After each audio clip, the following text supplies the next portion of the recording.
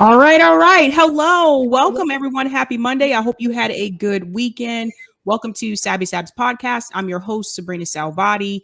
I have a guest with me tonight. His name is Teddy. What's going on, Teddy? Hello, Sabrina. By the way, I was watching the intro. I'm like, I know all those people, but I'm amongst friends over here. What's going on, Sab? This is a very interesting discussion. Now, this is between Chris Hedges, Kyle, and Krystal, and now. So Chris Hedges was on Krystal and Kyle and Friends. Someone actually sent me this. I guess Vanguard talked about this. I'm just going to play two clips from this because I don't have a subscription to Krystal, Kyle and Friends. I don't have money to have these subscriptions. And there's something that Chris Hedges says here that I think everyone needs to pay close attention to. So there's two parts I want to play for you. The first part is about Bernie Sanders and the Democratic Party. And the second part is about third parties. And I want to say I'm very proud of Chris Hedges. I'm so glad that he said this because I feel like I've been screaming this at the rooftops for so long. So it's great to hear someone like Chris Hedges say the same thing that I've been advocating for. And I want to give a shout out to Battleborn Socialist. Thanks so much for the super sticker. Thank you so much. So I'm gonna go ahead and play this. I'm gonna mute my mic so I don't get an echo.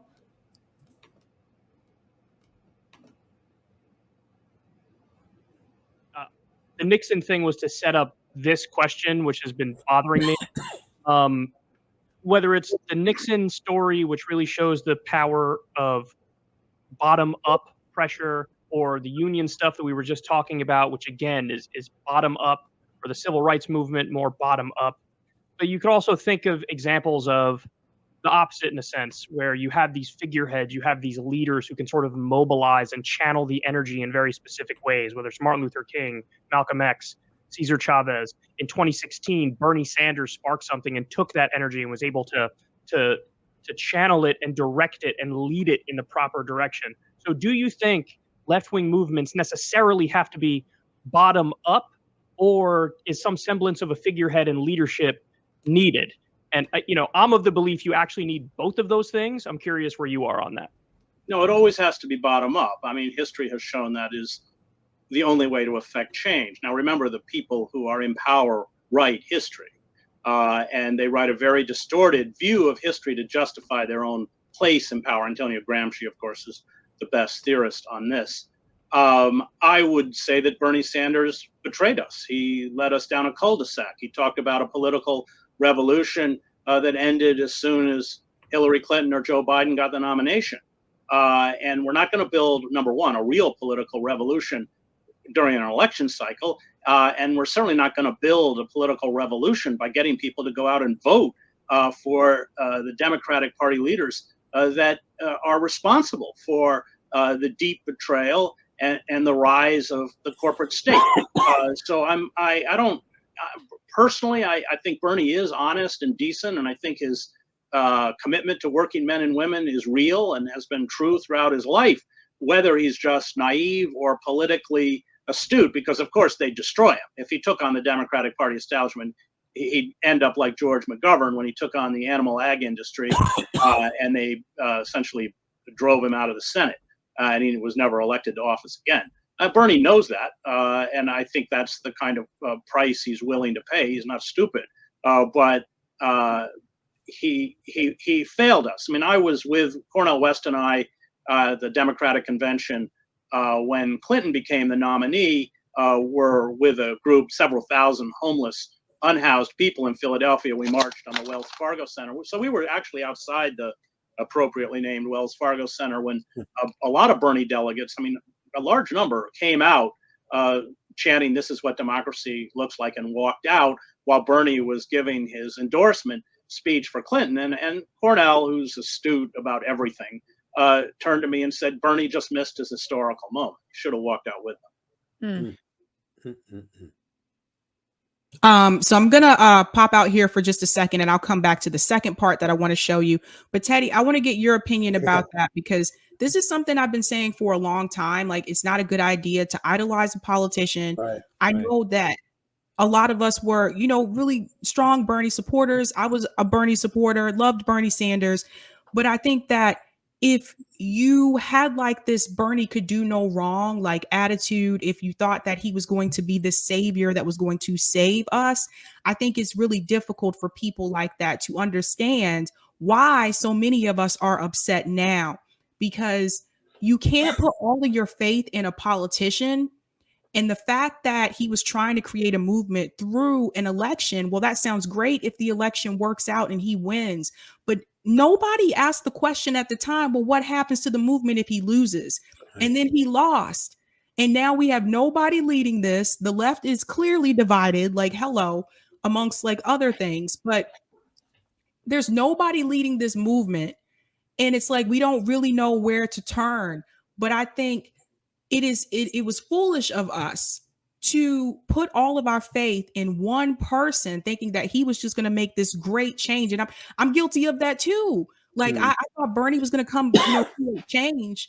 But the other thing that I want people to think about, and Compton J said this best when he said before, this is why you don't do political movements through a campaign and an election. And if you look at the civil rights movement, if you look at the women's rights movement, those were not attached to a campaign or an election.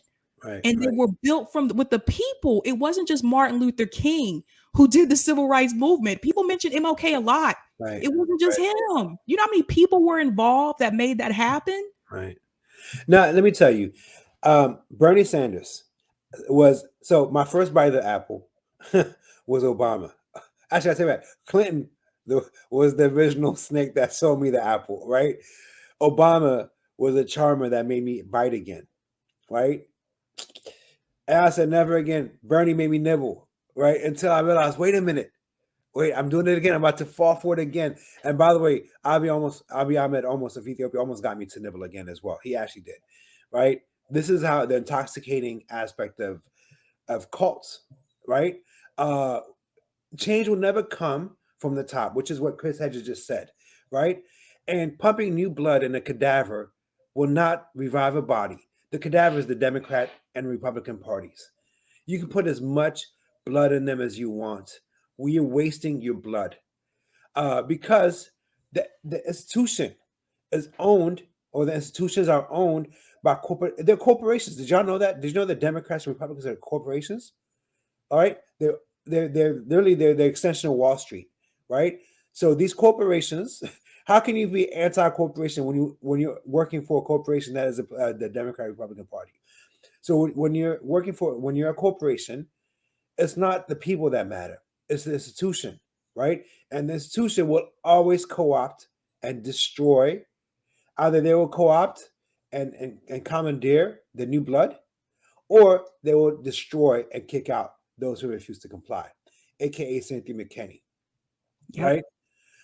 So the mistake that a lot of Bernie Sanders supporters made is thinking that one man was going to be more powerful than an institution. Impossible, right? In a way, I don't blame Bernie, because if had he not complied, they would have destroyed him, right? So then you cannot put your faith in any politician that's advocating for Democrats or Republicans. They have to be fully independent, fully non-corporation, right? Which is kind of like this thing I'm kind of working towards now, right? We have to form our own institution, a fully independent, fully corporate owned. Because when that happens, right? Let's say, for example, hypothetically, if I listen to the guy's advice and actually ran for office, I go to Congress. If I'm not owned by Wall Street, if I'm not working for either party, guess what that means? They'll see me as a rebel. Guess what we need more than anything else? A rebel in Congress. You know what I'm saying? Someone that says, no, that's not right. What were you doing? Right? And if they're doing something that doesn't smell the smell test, goes right to the microphones. My fellow Americans, this is happening, right? We have like, in newspapers, you have an ombudsman, I think that's what they're called, like people that correct the record, fact checkers. Imagine having an independent fact checker in Congress, especially in Congress where it's almost evenly split.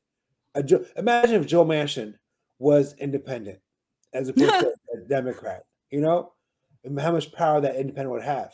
Imagine if Joe Manchin was not owned by Wall Street the way that he is, or by special interests, right? That will make him all powerful and all, and for us, for the people. That's what we need. We need a Joe Manchin who's not Joe Manchin, if that makes any sense. So in a way, Bernie Sanders was the antithesis of the 99% movement, right? Both things were just wrong, because the part with the what's it called, the 99%? I forgot what they call it, the bottom 99%. I forgot what is that what they the 99%, right? the 99%. Yeah. The problem with that is it was it was anarchy. You had no leadership at all, right? When that happens, then the media will just go to any Joe Blow off the street and they will destroy it. Somebody that looks high, somebody that looks just completely disheveled. Oh, let's go interview him, right? But if you have someone that's actually in charge, that's articulate, that person can say, "What? That he does not represent this movement. I'm the person that's in charge. Talk to me," right? And that way, this speaker of sorts could safeguard the organization, right? So Bernie Sanders could have been that had he formed. Like imagine twinning Bernie Sanders, ethical, with the 99% movement, right? He's the figurehead of a fully independent, fully non corporate owned movement, powerful, right? Unfortunately, he decided to go to the cadaver, and the 99% percenters became a cadaver because they had nobody leading them. So again, you need to, and life is all about finding the middle road. You need to have a person at the top, or people at the top that will give guidance to their movements, but who are independent and who are not owned by Wall Street. And then you do need to have an organic movement at the same time as well. We have yet to get there. Maybe we'll get there in 2022. Yeah, it's a good point. Thanks so much, Steve, for the super sticker. Thank you so much. Marcus has a good point here. He said most younger Black voters have no faith in elections fixing anything because they haven't in our lifetime. Right. Well, he's right up to a point, but part of it is because we keep voting for, Einstein said, if you do the same thing expecting a different outcome is the definition of insanity.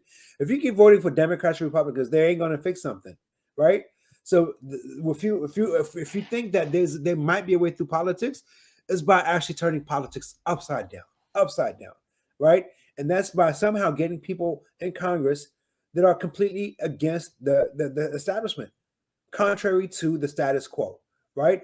Again, it goes back to completely independent, fully independent from Wall Street and from both parties, right? Refuse to take a penny from corporations. If we do that, by the way, we could do that. You know what Obama, how many millions of people gave small contributions to him? Problem with him is he was also taking billions of dollars from Wall Street, right? $200 million from Wall Street. He took their money and our money. That was a sucker bet for us. By the way, I just have to. I'm not some. We live in an age where you say you're not a Republican, that means you're a Democrat. No, you know what I'm saying. I'm not a liberal. That means you're a conservative. No, like stop looking at life through a binary. It's like saying I don't like spinach. That means you like zucchinis. What? No, I just don't like spinach. You know what I'm saying? Like, so in that way, I was I went to 16 states in 2008 to get Obama elected, right? Volunteered. I broke my back together. I wrote, the South Carolina victory speech in 2008. The closing line is what I wrote. Literally, I wrote 4 paragraphs and sent it to Valerie, my fraternity brother in Chicago. He forwards it to Valerie Jarrett and his sister. I think her name was Pamela. And next thing I know, he's speaking my words. That's how like this I was with this campaign. I used to talk on a daily basis with this constituency director. I used to ghostwrite for Latinos for Obama, Muslims for Obama, all those things. It's not like I've always hated them. Even now, I don't think I hate Democrats per se. I'm awake to their games. It's lies. Even back then, I ran to be a delegate for Obama in 2008. That was my first taste of the corruption of Democrats. And I gave a rousing speech in Alexandria, and all of a sudden, people were like, "Whoa!" and I could see like there was a stir in the crowd. Unfortunately, I was against this thing.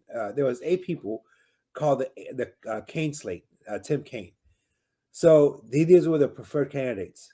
So what they did is, the minute that they realized that I was getting a lot of votes, they started dropping off one after the other, consolidating their votes. The top 2 candidates ended up being both Tim Kaine candidates. The other 6 dropped off. This is how corrupt they are, yo. So this is, again, thinking you'll find a savior amongst crooks. You know what I'm saying? Like, at what it's been, how many years? How many more years do we have to go before we realize there's no redemption to be had from colonizers? We need to liberate ourselves. Good points. I want to show this second part here because this is the part where Chris Hedges starts to talk about third parties. So pay close attention to this. Let me mute my mic really quick. What should he have done, though? That's what I'm curious about. So, what do you think would have been ideal for him to do? The only way is to. I'm sorry, I have to jump in here. What should he have done? He should have done the right thing. Like, I'm sorry, that just drives me crazy. Like, no, you're not supposed to go along with the establishment. If you were going to do that, then what was the point of you trying to run as a progressive and create this movement that you abandoned?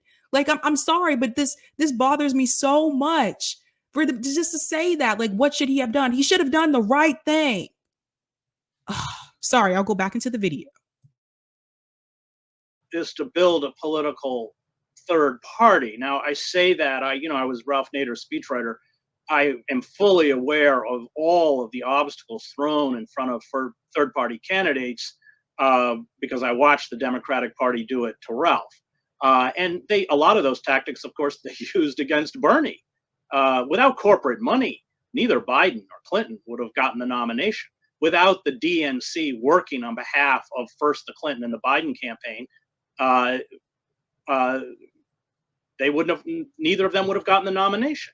They have no real support. I think the thing is, the Democratic Party, like the Republican Party, doesn't function as a real political party. The base has no say. You have the kind of political theater that they put on at convention time and everything else, but the base has completely been rendered impotent, has no real input into the celeb Biden. Who wants Biden? I mean, Biden was selected by all the Democratic donor class and Lloyd Blankfein, who are very upfront, by the way, and said that if Bernie was the nominee, they'd all vote for Trump. They weren't even hiding it. I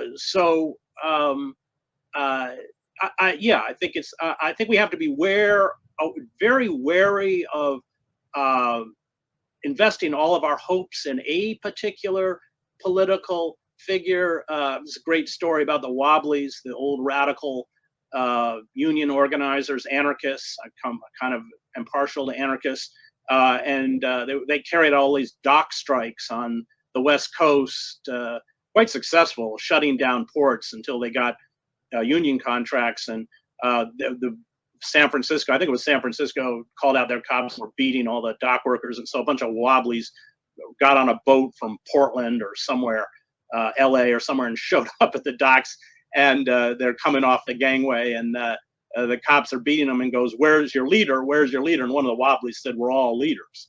I think, there is no Messiah.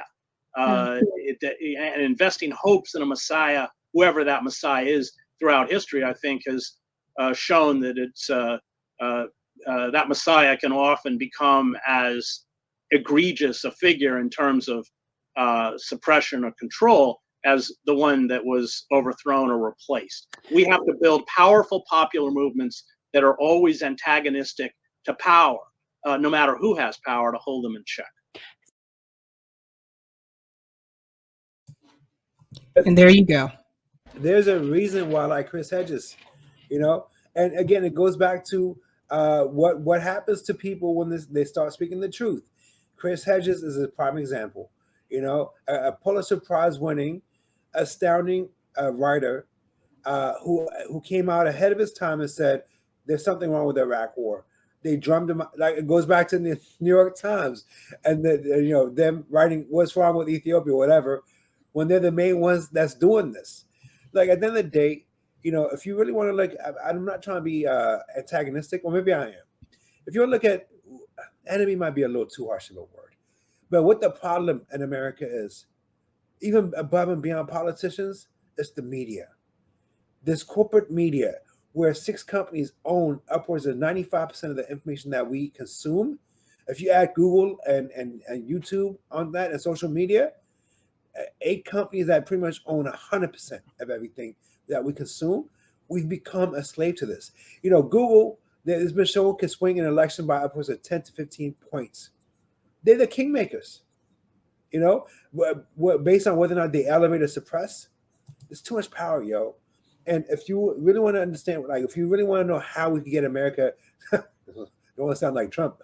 If you really don't want to know how to make America great again, which it's not anymore, sadly, we've become the backwaters of globalists, and you're looking at homelessness teeming up throughout every city and state, economic inequalities that match what happened during the French Revolution. Only reason that we're not so concerned about it is because we're not homeless. But yet, as I was homeless for 2 years. I went from working at Booz Allen Hamilton, making 6 figures, to homeless, where all of us are 1 or 2 missed paychecks away from that plight. All of us, So America, we've gone from America, the shining city on a hill, which for a lot of people maybe it wasn't, but at least there was a level of opportunity back then. Our parents' generation, you go to college, you come out, you're guaranteed a job you can retire to. Now, I have an MBA from Johns Hopkins University. I'm driving an Uber to supplement my income. How do we get here? Yep. How? Yep. So in this way, if you really want to know how to make America great again, we have to find a way to dismantle Wall Street, and if not, dismantle these huge corporations like Google, like Amazon. And you don't have to do it through force. You can do it by choice. Choose to shop differently, but you can do it by force too. The government has a mandate where if a company has a monopoly, they're supposed to break them up. They used to do that back in the day, right? They did that to AT&T. They did that to Verizon. So you know what happened though? These corporations are now funding governments, so they're not going to do it. So Google has a monopoly through and through. Amazon has a monopoly. Comcast has a monopoly. Pfizer has a monopoly. And you see what's going on with Pfizer. That's a discussion for another day. So our politics, our policies are being driven and determined by Wall Street, and we have no say. No. This is not if we don't put a stop to this, we're not that far from literally becoming. Look, up until now, they needed labor, right? From the time of Industrial Revolution to now, they needed workers. Now we're entering into what's called the 4th Industrial Revolution, right? Where instead of service sectors, now robots could do the jobs that we're doing. Guess what that means? They don't need us. You know what happens to people when they don't need them? And how do you mitigate the risk of people not revolting? Figure that out and connect the dots to what's taking place right now at this exact moment, where we're being forced to take things that we don't want to. A lot of us don't want to. So again, before we keep going down that path, let me tell you the difference between the poor, the working class, and the middle class versus the plutocracy. They plan 20 years out. We react day to day. Yep. People that plan 20 years will always defeat people that react day to day. So how about we start looking with a vision outward instead of reacting to the catnip that mainstream media, corporate media is giving us on a daily basis to distract us from the real mission at hand, which is unity in order to defend our collective interests. Thank you so much for the super chat, Marcus. Keep up the good convos, Sabby. Thanks so much, Marcus. Gamer for Life says, yep, Kyle still believes the Dem Party can change. Yeah, right. Yeah, it's just, the only thing I can say to people is, I know sometimes people hear me say this a lot and they're like, you're being pessimistic. No, I'm being a realist. And the reality is, like, the 2-party system, they're not going to change. Guys, they've been doing this for how long? Don't you think people have tried to get them to change before? So when people say we have to put in more like progressives in Congress and that will create change, it's as long as the money is there, it's not going to change. And that's something that we learned from Bernie Sanders. So we need to remember that we are the 99% and we are not the top 1%.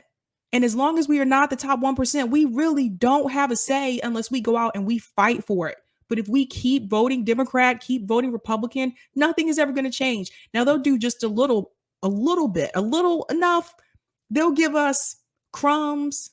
They'll give us these little small wins. They'll let us have a little bit, but they'll never let us get a big enough win to where it like seriously changes our lives for the better. They give us just enough so that we can get by, not so that we can get ahead. And it's really important for people to understand that if you don't get the money out, nothing is going to change. By the way, you know, it's like this. I hope this doesn't sound gratuitous, but it's kind of like an abusive husband, right? Beats the heck out of his wife and comes back and gives her roses. And she says he's going to change. Look, he bought me roses. That's what Democrats and Republicans do. They beat the hell out of me for 3.5 years. Election comes, they give you token hope and change, rhetoric. You know, that's the roses. Oh, that's changed. A good analogy, Teddy. They've changed, right? They've changed. Look, AOC, that's change. AOC is the rose who ends up becoming a thorn. You know, Bernie is the rose petal that becomes a thorn. The minute they get in office, they withdraw the rose, they give you the thorn. At what point do we stop rationalizing abusive spouses and saying, well, they're abusive, I need a divorce? Let's divorce ourselves from Republicans and Democrats and declare our independence once and for all in 2022. Agreed.